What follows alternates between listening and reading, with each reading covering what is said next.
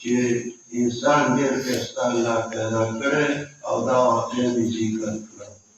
نو یو نوجوان هلک و سایکل یې په ځای کې ولاړ و او غره ته یې وکړو چې باران یې کړی و که لاندې او هغه سایکل ته وکوت او لاړ. نو ما څوک لیونی وایي زما خبره به پرې بده لګېدلې دي.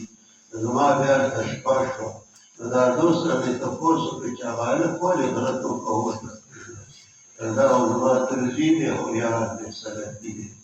که تا د امام ابو حنیفه صفات وکړو چې شاګرد یې دونه په قرآن پوهېده دا صفات څه غلطه ویلې دی وایي موږ نوم وایه نه هلکه تاسو دې څه دا نو موږ چې ویل چې واده به دې غواړو خو حق ویل حق ویل او ویل دا به دې خفه شو.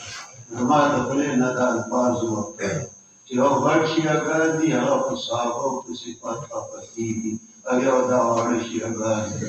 د چا موندله په دې ټولو مدرسو کې چې دا جوار غټ و تاثیر دی موږ د واړه شیعهګان زه اوس هم یم صحابو عزتي کوي او را دې باندې معتزلي شیعه او چې د امامانو پسې لګوي وړوکي او چا ورته څه نه وایي زما ورور دی او زما د سترګو تور دی. ولې چې زه په ښو خلکو تنقید کوم خو دا نه ده پکار. نو دا زما څه غلطه خبره وکړه چې امام ابو حنیفه هغه صفت مې وکړو چې الله دونه علم شاګرد له علم ورکړی و هغه دغه الله څونه علم په هغه دی خفه شو او لاړه زما د بیان. نو داسې غلط دی نه کوي دې خفه کېږي هم تجربه کولي موږ یې رد نه کوو. لقد خلقنا الإنسان في أحسن تقويم بیا به واپس دې له الله د دلالتونه چې کفار دي.